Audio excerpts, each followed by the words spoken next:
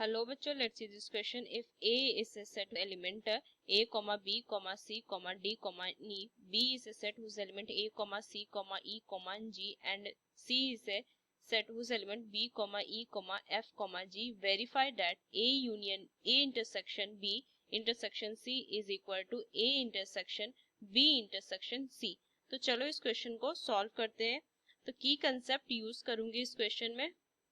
की कंसेप्ट, तो इसमें इंटरसेक्शन की बात हुई है, तो टू सेट का इंटरसेक्शन कैसे फाइंड करेंगे. अगर मैं लिखूं so intersection of two sets A and B is the set of all those elements which are common to both A and B. इस की कंसेप्ट को यूज करते इस क्वेश्चन को सॉल्व करूंगी. सो सबसे पहले A इंटरसेक्शन B में फाइंड कर लूं. तो A के जो एलिमेंट है A, B, C, D, E intersection B के जो एलिमेंट है A, C, E, G. तो इन दोनों का इंटरसेक्शन दोनों में कॉमन हो, सो A कॉमन है, C कॉमन है एंड E कॉमन है. तो A इंटरसेक्शन B होगा. इनका इंटरसेक्शन मुझे C के साथ फाइंड करना है. सो अगर मैं देखूं तो A, C, E intersection C, B, E, F, G. तो इन दोनों में कॉमन अगर मैं देखूं तो इन दोनों में कॉमन सिर्फ E है. तो ये आ जाएगा A intersection B intersection C.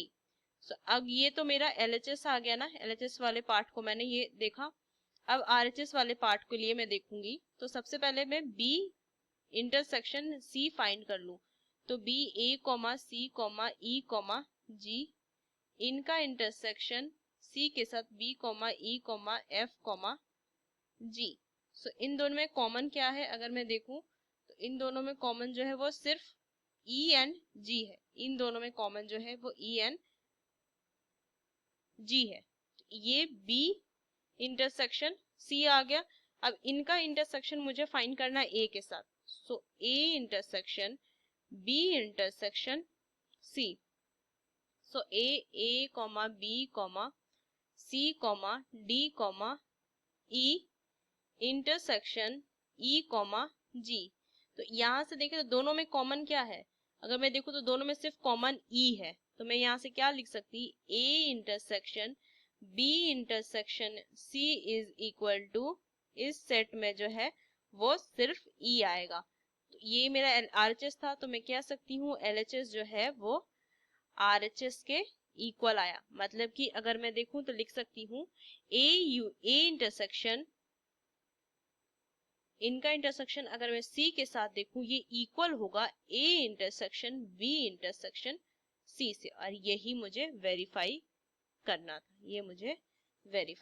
था. So using these key concepts we solve this question. Hope you understood it well. Best of luck. Thank you.